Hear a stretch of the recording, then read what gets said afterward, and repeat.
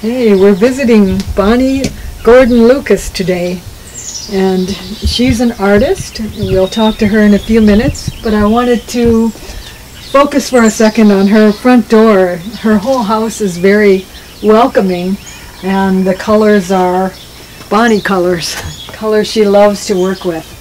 So a welcoming front door is really important. And we're going to go in the house and look at various parts of Bonnie's house to see how she's made the house fit her personality, the needs of her family, and to show off her beautiful artwork of all kinds. So first of all, she has a leaded glass window in her door, which when she remodeled, she put in special because she loves that, and it's very inviting and still you can't quite see through it, so it's a good front door. Let's go in now.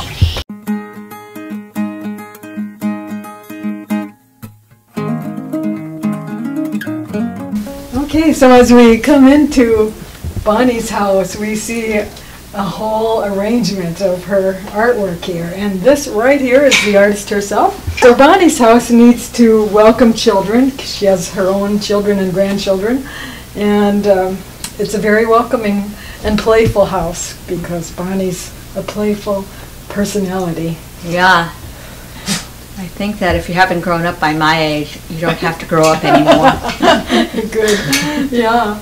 So I want to point out for everyone how Bonnie has used her house as a total expression of her imagination and her talents as an artist. So tell us a little bit, Bonnie, just about what you do as an artist so that people are aware of your things here. Okay. I've been an illustrator for over 30 years. I did advertising in New York, I did animation, design, and I illustrated magazines and so on. This room started with this piece right here. You see this green here?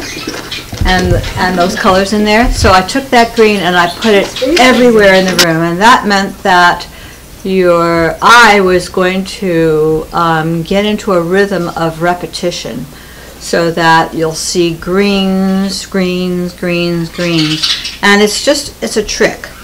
It's a trick that I somehow picked up. Part of the spaciousness comes from Bonnie having the ceiling actually removed, right? And then right.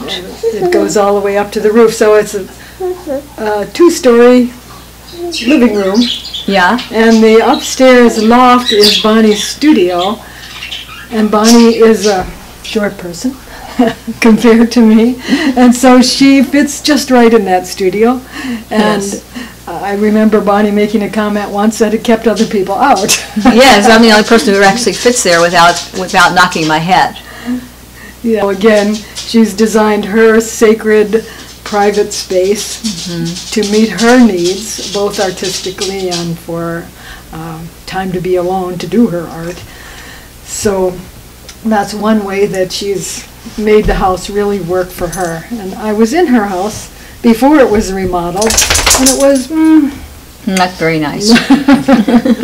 A leaky mess. Yeah, and she has just done amazing, wonderful things with it. So now we're looking at a place where Bonnie has honored her ancestors. These are her parents, their wedding picture, and she has that not too far from the entryway, a place where other people can see it. And it gives her a sense of personal history, which is always wonderful to be honored in your space in some way.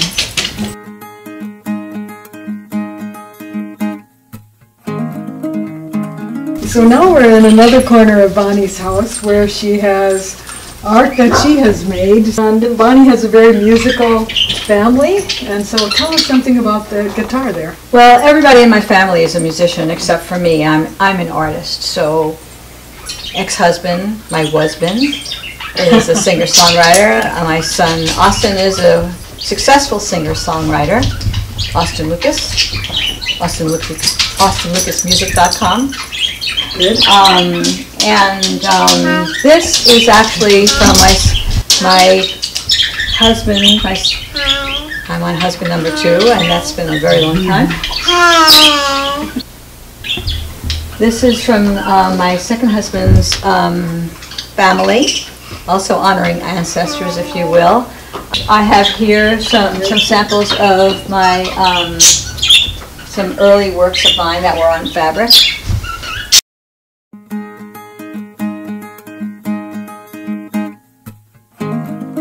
So one of Bonnie's recurrent themes is the pink flamingo. You'll see these in various parts of her house and yard. That's right. And I like flamingos. Another little thing is that the way their necks are shaped, not necessarily with this, but you know, understand what I'm saying. The neck is a really beautiful shape, and that's what draws me to them. And we do like pink, don't we, Lyra? We love pink. The whole area is the same colors as the rest of Bonnie's house. Not the garish red, yellow, and blue that you see in most children's toys, really. Lots of pastels. And this is one of Bonnie's designs here in her silk clothing. And as you can see, everything is totally color coordinated. Bonnie's got the eye. And also I have parakeets. I've always had parakeets because it lends, it's the music of my life. It's the soundtrack to my life.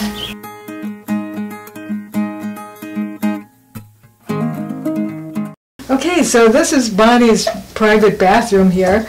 The tiles are tiles Bonnie made this time, and pictures she's made. You can see the pink flamingos and the reflection in the mirror of the pink flamingo mirror on the other side of the room. So again, her color is a slightly different green here, but still the pinks and greens and yellow pastels. Wonderful skylight, so a very cheerful bathroom to make you happy every morning.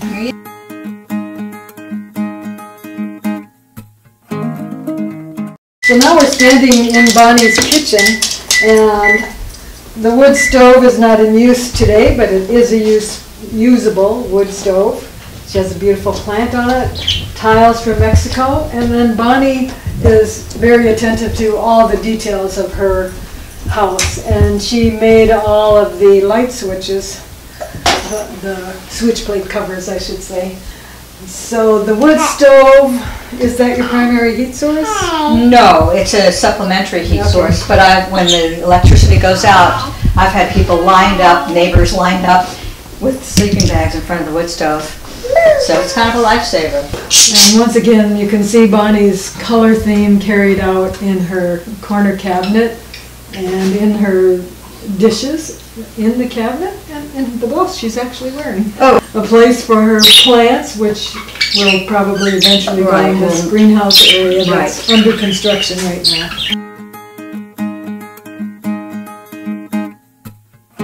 So this is one of Bonnie's 3 studios.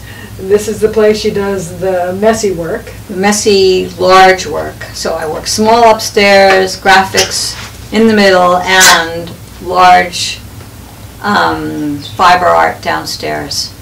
So Bonnie has a wall full of her painted cloth images. So whatever your talent is, some talents are messier than others, there usually needs to be some room or corner of the room that can be out of the general walking area, out of the public area, so that your mess is safe and can be left until the next day.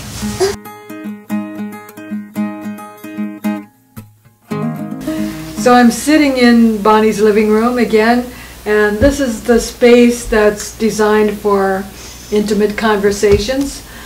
Intimate conversations happen easily when the distance is maybe 6 feet, 8 feet at the most, and not if her chairs were across the room, the conversations would tend to be less intimate.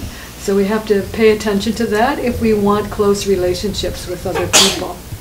The other thing that's happening here is I want you to see the curve of Bonnie's couch, a line that she loves to use in all of her furnishings, and it's in the pink flamingo's neck, the same curve.